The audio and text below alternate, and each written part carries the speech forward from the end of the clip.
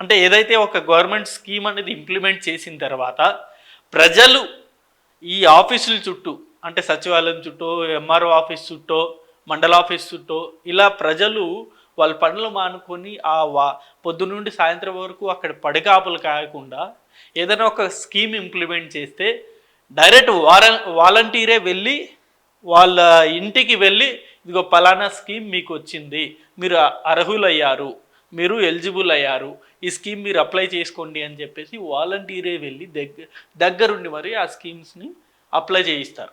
నిజంగా జగన్ గారిని మెచ్చుకోవాలి. రాజశేఖర రెడ్డి గారు వచ్చారు, తర్వాత కిరణ్ కుమార్ రెడ్డి, రోసయ్య, అంతకుముందు చంద్రబాబు నాయుడు గారు, ఇలా ఎన్నో ప్రభుత్వాలు మారాయి.